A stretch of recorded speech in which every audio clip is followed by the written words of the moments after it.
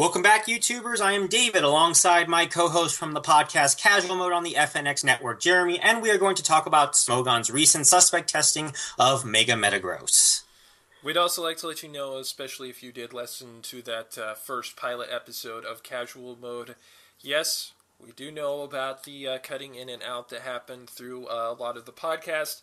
We have taken steps to mitigate that from this recording onward. Also, David now has a USB microphone much similar to mine, so the sound quality should be a little more even between us.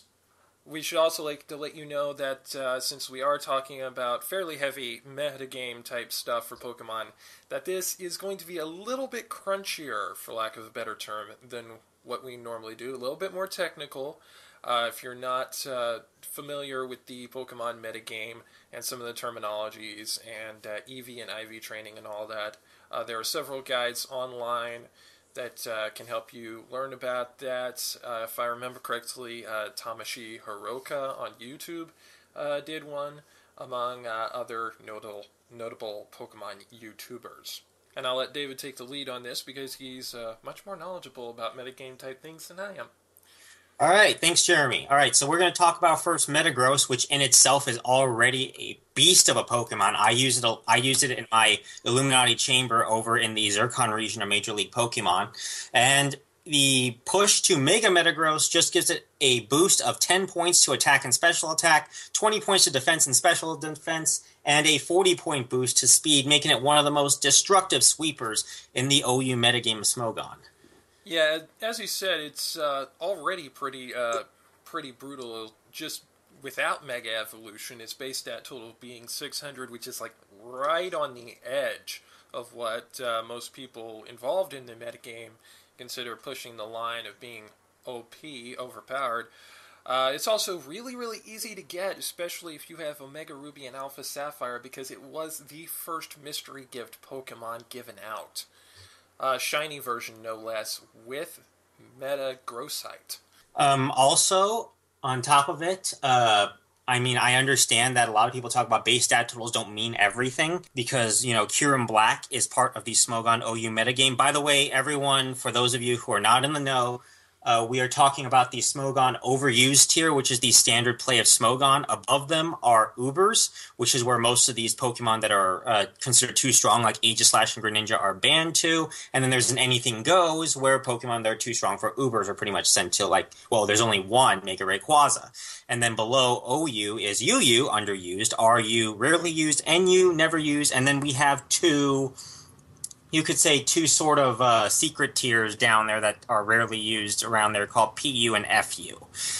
Now, as I was saying, Kyurem Black is a 700 base stat total Pokemon, but is still in OU because of its horrible moveset. And Mega Metagross does not have to worry about that. Its moveset is quite versatile. While not quite as versatile as Pokemon like Gardevoir or I'm thinking maybe not even as much as Alakazam.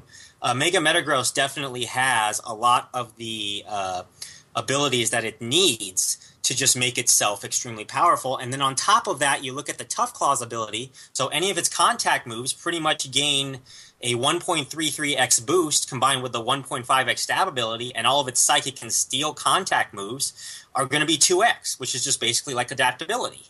And here's just a handful of the moves that actually benefit from that Tough Claws ability.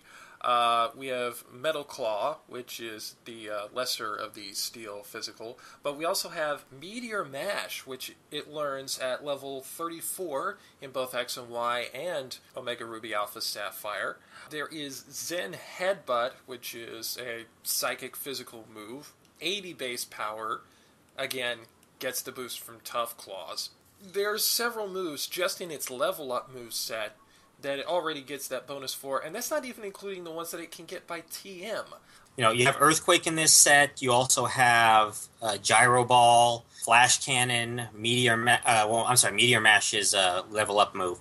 I'm also looking at Brick Break is also a very powerful move to give it. I know a lot of people don't like Brick Break. A lot of people do prefer like Power Up Punch to increase its attack. Again, Power Up Punch is also a very good move. And then if you take a look at its move tutor abilities, what it can learn, I mean, it can learn Stealth Rock. You can send it out as a lead and send it out Stealth Rock. That's what I do for my Illuminati Chamber on the Zircon region. I start off with a Stealth Rock most of the time. You can also use, let's see, Iron Defense. There's also Zen Headbutt. Which you can also learn by level up. Thunder Punch is in here as well. That gives you a little good type coverage there. Yeah, and the only downfall to Mega Metagross, and I think this is the biggest one, and what will probably keep it from getting banned, if anything, is something that many people of the Smogon metagame like to call 4 move slot syndrome. This was also what hurt Greninja a little bit from being banned, but it eventually got banned anyway.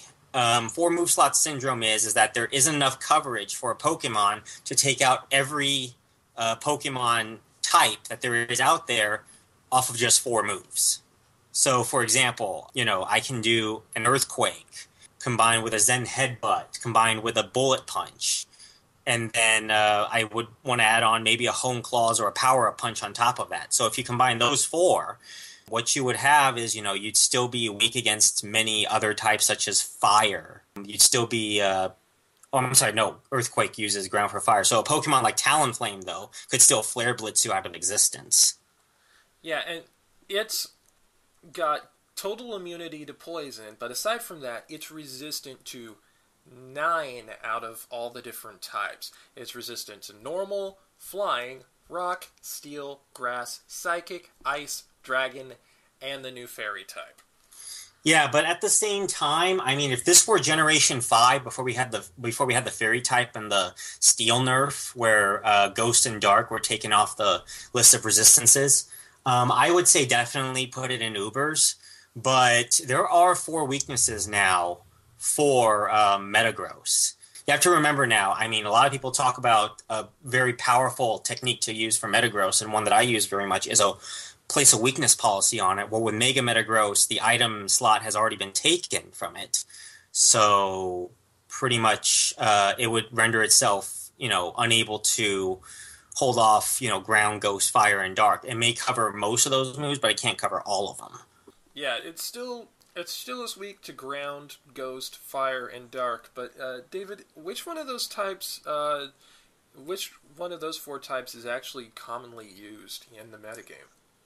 I would say right now in the metagame, almost all 4 of them are very commonly used. The only one that's not as commonly used as the others, I would say, is Ghost, maybe.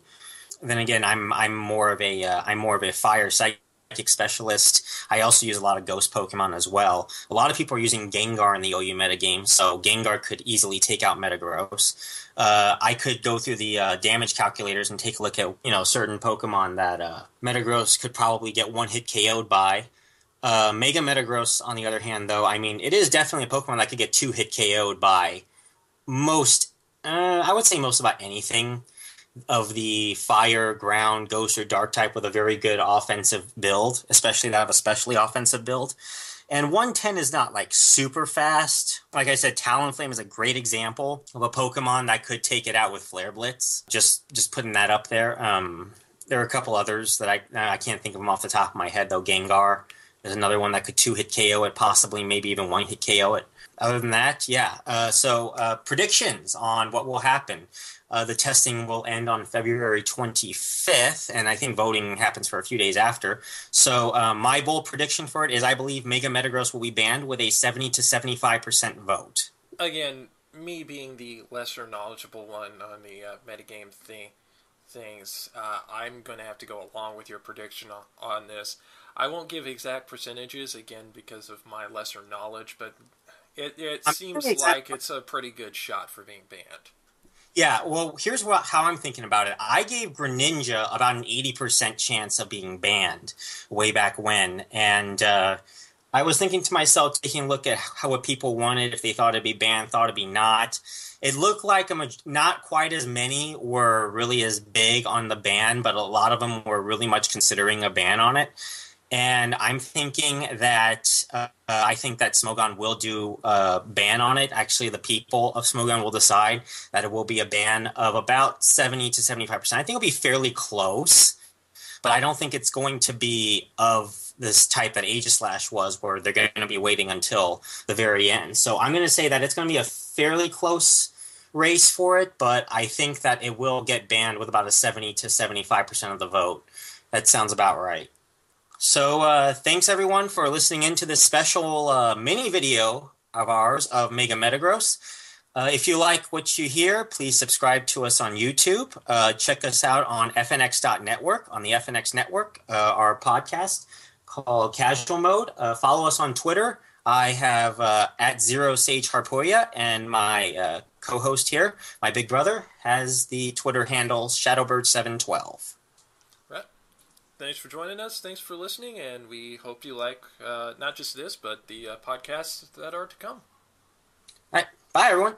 Later, y'all.